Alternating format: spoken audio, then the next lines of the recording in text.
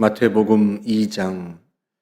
헤롯 왕 때에 예수께서 유대 베들레헴에서 나심에 동방으로부터 박사들이 예루살렘에 이르러 말하되 유대인의 왕으로 나신 이가 어디 계시냐? 우리가 동방에서 그의 별을 보고 그에게 경배하러 왔노라 하니 헤롯 왕과 온 예루살렘이 듣고 소동한지라. 왕이 모든 대제사장과 백성의 서기관들을 모아 그리스도가 어디서 나겠느냐 물으니 이르되 유대 베들레헴이오니 이는 선지자로 이렇게 기록된 바 또 유대 땅 베들레헴아 너는 유대 고을 중에서 가장 작지 아니하도다. 네게서 한 다스리는 자가 나와서 내 백성 이스라엘의 목자가 되리라 하였음이니이다. 이에 헤롯이 가만히 박사들을 불러 별이 나타난 때를 자세히 묻고 베들레헴으로 보내며 이르되 가서 아기에 대하여 자세히 알아보고 찾거든 내게 고하여 나도 가서 그에게 경배하게 하라. 박사들이 왕의 말을 듣고 갈새 동방에서 보던 그 별이 문득 앞서 인도하여 가다가 아기 있는 곳 위에 머물러 서 있는지라. 그들이 별을 보고 매우 크게 기뻐하고 기뻐하더라. 집에 들어가 아기와 그의 어머니 마리아가 함께 있는 것을 보고 엎드려 아기께 경배하고 보배합을 열어 황금과 유향과 모략을 예물로 드리니라. 그들은 꿈에 헤롯에게로 돌아가지 말라 지시하심을 받아 다른 길로 고국에 돌아가니라.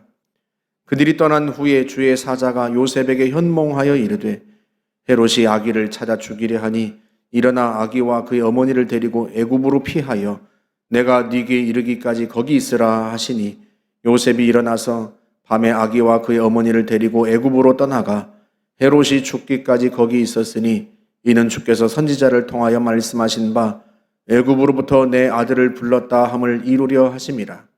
이에 헤롯이 박사들에게서 속은 줄 알고 심히 노하여 사람을 보내어 예루살렘과 그 모든 지경 안에 있는 산의 아이를 박사들에게 자세히 알아본 그때를 기준하여 2살부터 그 아래로 다 죽이니 이에 선지자 예레미야를 통하여 말씀하신 바 라마에서 슬퍼하며 크게 통곡하는 소리가 들리니 라헬이 그 자식을 위하여 애곡하는 것이라. 그가 자식이 없으므로 위로받기를 거절하였도다 함이 이루어졌느니라. 헤롯이 죽은 후에 주의 사자가 애굽에서 요셉에게 현몽하여 이르되 일어나 아기와 그의 어머니를 데리고 이스라엘 땅으로 가라. 아기의 목숨을 찾던 자들이 죽었느니라 하시니 요셉이 일어나 아기와 그의 어머니를 데리고 이스라엘 땅으로 들어가니라. 그러나 아켈라오가 그의 아버지 헤롯을 이어 유대의 임금됨을 듣고 거기로 가기를 무서워하더니 꿈에 지시하심을 받아 갈릴리 지방으로 떠나가 나사렛이란 동네에 가서 사니 이는 선지자로 하신 말씀에 나사렛 사람이라 칭하리라 하심을 이루려 함이러라. 아멘. 마태복음 2장에는 세 개의 이야기가 등장합니다. 멀리 동방으로부터 온 박사들이 베들레헴에서 태어나신 아기 예수께 경배한 이야기. 헤롯 왕이 동방 박사들로부터 유대 왕이 태어났다는 이야기를 듣고 분노하며 아기 예수를 찾아 죽이려 한 이야기. 아기 예수와 또 요셉 부부가 헤롯을 피하여서 애굽으로 피난 갔다가 돌아와서 나사렛에서 산 이야기. 그런데 이 각각의 이야기마다 구약의 예언이 성취되었다고 하는 메시지가 따라 붙습니다. 가령 예를 들면 멀리 동방으로부터 박사들이 예루살렘에 와서 헤롯 왕에게 묻는단 말이죠. 유대의 왕으로 태어나신 이가 어디 계십니까? 우리가 그분에게 경배하려고 합니다.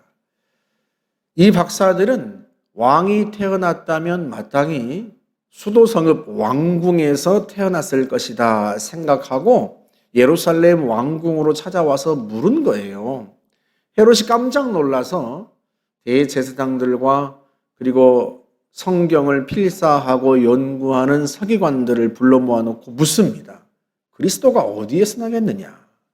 그랬더니 그들이 대답하기를 유대 땅 베들레헴일 겁니다. 왜냐하면 성경에 이렇게 기록되어 있기 때문입니다. 유대 땅 베들레헴아 너는 유대 고을 중에서 가장 작지 아니하도다. 네게서 한 다스리는 자가 나와서 내 백성 이스라엘의 목자가 되리라. 그런데 이 서기관들이 헤롯 왕에게 대답했던 이 구약 성경이 미가서 5장 2절의 말씀이에요. 미가 선지자가 예언했던 대목인데 정확하게 뭐라고 기록되어 있는가 하면 베들레헴 에브라다야 너는 유대 족속 중에 작을지라도 이스라엘을 다스리는 목자가 네게서 내게로 나올 것이다. 그의 근본은 상고의 영원에 있느니라. 예수님이 탄생하시기 전 700년 전에 미가 선지자가 베들레헴에서 태어나실 통치자에 대하여 예언을 했는데 그의 근본, 그의 기원이 어디에 있다고요? 상고에, 영원에, 상고, 아득히 먼 옛날, 영원에 있다. 새 번역은 좀 더 쉽게 이렇게 번역을 했어요. 그의 기원은 아주 먼 옛날, 태초에까지 거슬러 올라간다. 그러니까 베들레헴에서 탄생하실 통치자는 그분의 기원은 어디에 있다고요? 먼 태초. 거기에까지 거슬러 올라간다. 그러니까 그분은 한 세대를 살아가는 한 세대만 살고 죽는 한 인간이 아니라 그분의 기원이 먼 태초에까지 거슬러 올라가는 분이시다. 그런 의미예요. 여기에서 예수님께서 하셨던 말씀이 기억나죠? 요한복음 8장 58절에서 진실로 진실로 너희에게 이르노니 아브라함이 나기 전부터 내가 있느니라. 예수님은 자신을 아브라함이 나기 전부터, 아브라함은요 예수님이 탄생하셨을 때로부터 거의 1500년 훨씬 이전 사람이란 말이죠. 그런데 그 아브라함이 태어나기 전부터 예수님 자신이 있었다고 그렇게 말씀을 하셨습니다. 미가 선지자가 예언했던 것처럼 예수님의 기원은 먼 태초로까지 거슬러 올라가는 거죠. 그러니까 마태복음 1장에서 처녀가 잉태하여서 아이를 해산한 그 이야기, 그건 이사야 선지자의 예언을 이룬 것이고 또 이 베들레헴에서 태어난 이야기, 굳이 로마 황제가 호정령을 내리는 바람에 만삭인 마리아가 베들레헴까지 와서 출산하게 되었단 말이죠. 그것도 역시 미가 선지자를 통해서 예언했던 것이 이루어진 대목이고 그 후로 헤롯 왕이 아기를 죽이려 해서 애굽으로 피난 갔다가 돌아온 이야기, 돌아와서는 나사렛에서 살게 된 이야기, 그 모든 이야기들이 구약의 예언이 성취된 것이다. 그런 의미예요. 누구를 통해서 성취됐어요? 예수 그리스도를 통하여 성취되었다. 다시 말하면 예수님이야말로 구약에서 예언된 바로 그 메시아다 하는 것을 마태가 설명하고 있는 거예요. 어제 말씀드린 것처럼 마태도 처음에는 몰랐죠. 예수님께서 구약에 예언된 그 메시아인 것을 몰랐단 말이죠. 그런데 부활하신 주님을 만나고 나서, 부활하신 주님을 목격하고 나서 비로소 모든 것이 선명해진 거예요. 아, 이분이 바로 구약에 예언된 바로 그 메시아구나. 미가 선지자가 예언했던 그의 기원이 태초에까지 거슬러 올라간다고 했던 그분이 바로 이분이구나 하고 깨닫게 된 거죠. 여러분 이렇게 한번 생각해 보세요. 왜 마태복음 1장과 2장에서 이 구약의 예언에 관하여 자세히 말씀하는가 하면 만약에 어떤 자신이 메시아라고 착각하는 망상가가 있다고 한번 생각해 보십시다. 그가 어느 날 구약 성경을 읽다가 메시아는 이런 일을 성취하는구나 하고 깨닫고서는 자기가 마치 메시아인 것처럼 그 모든 예언을 성취하려고 했다고 한번 칩시다. 아무리 그가 자신이 메시아라고 착각해서 그 모든 예언들을 성취하려고 한다 한들 자신의 탄생과 유아 시절까지 어떻게 이룰 수 있겠냐 말이죠. 엄마 뱃속에서 엄마 배를 뻥 차면서 엄마 빨리 예루살렘, 빨리 베들레헴으로 가야 돼요. 메시아는 베들레헴에서 태어난다고요. 어떻게 그럴 수 있겠어요? 그 말도 못하는 어린 유아가 아빠에게 아빠 빨리 애굽으로 갔다가 돌아와야 돼요. 메시아는 애굽에서 돌아온다고 예언되었다고요. 그렇게 말할 수는 없는 노릇이잖아요. 그래서 아무리 자신이 메시아라고 착각하는 사람이 있다 한들 자신의 탄생과 유아 시절 이야기까지 의도적으로 이룰 수 있는 것은 아니란 말이에요. 그래서 이 예수님의 탄생과 또 유아 시절에 관련된 이 모든 이야기까지도 다 주님을 통해서 성취된 것으로 보아서 이분이야말로 진정한 메시아, 수많은 예언자들이 예언했던 그 메시아다 하는 것입니다. 그리고 무엇보다도요, 이 예언의 성취와 관련해서 우리에게 또 특별한 의미가 있는 게요, 이 땅에 온 메시아는요, 화려한 왕궁에서 태어나서 권력자들 사이에서 자란 그런 분이 아니에요.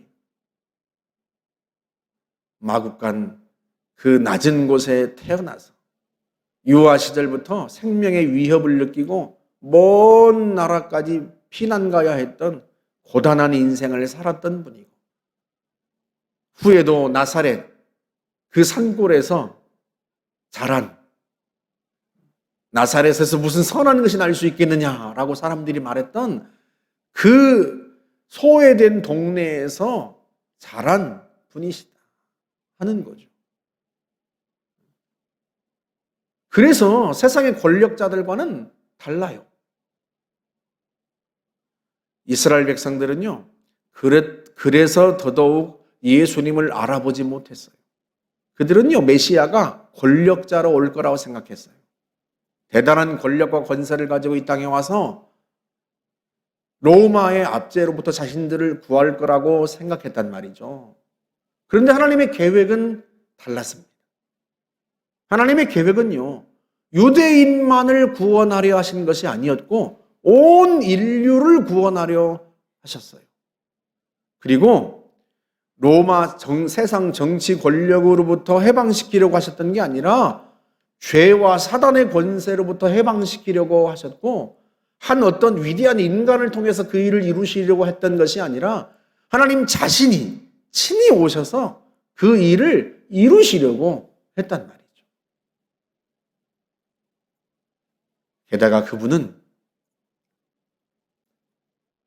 태어나면서부터 생명의 위협을 느꼈고, 그리고 상실과 소외와 가난과 고통을 겪었던 분이에요.